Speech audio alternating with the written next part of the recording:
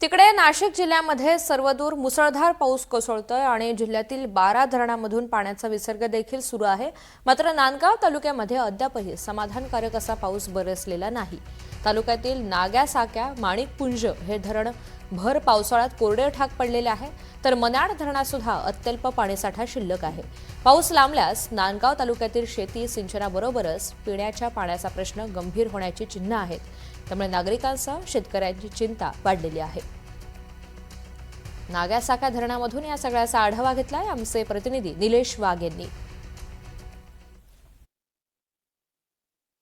नाशिक जिल्ह्यात गेल्या आठवड्यामध्ये पावसाने हाहाकार माजल्याचं पाहायला मिळते।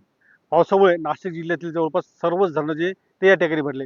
नाशिक जिल्ह्यातील जवळपास 12 धरणांमधून पाण्याचा विसर्ग जो तो नदीपात्रात करण्यात आल्यामुळे नदी नाले जे ते या ठिकाणी तुडुंब भरून वाहताना दिसत आहे। असं चित्र असलं तरी नाशिक जिल्ह्यातल्या पूर्व भागामध्ये मात्र चिंताजनक परिस्थिती पाहायला मिळते। नाशिक जिल्ह्यातल्या नांदगाव तालुक्यामध्ये अत्यल्प पाऊस होत असल्यामुळे या भागातील धरणं जे ते कोरडे ठाक पडल्याचं पाहायला मिळते। मी आता नांदगाव तालुक्यातील नाग्या साग्या या लघु प्रकल्पाला आहे। जवळपास 365 सेप्टिक क्षमता असलेले हे जे धरण आहे ते अद्यापही कोरडे ठाक असल्याचं पाहायला मिळते। नाग्या साग्याबरोबर माणिकपुंज असेल, मन्याड असेल या धरणात देखील अत्यल्प पाणी साठा जो तो पाहायला मिळतो।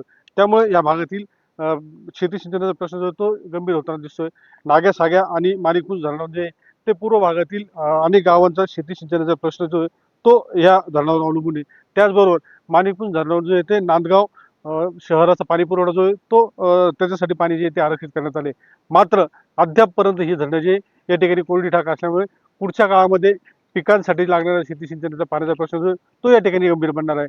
आणि अशीच परिस्थिती राहिली तर पुढच्या काळामध्ये नांदगाव असेल किंवा नांदगावच्या पूर्व भागात पिण्याच्या पाण्याचा आणि शेती सिंचनाच्या पाण्याचा प्रश्न जो आहे तो गंभीर होणार आहे। आणि त्यामुळे भीषण टंचाईचा सामना जो आहे तो या भागातील नागरिकांना आणि शेतकऱ्यांना करावा लागणार आहे। निलेश वाघ, NDTV मराठी, नांदगाव, नाशिक।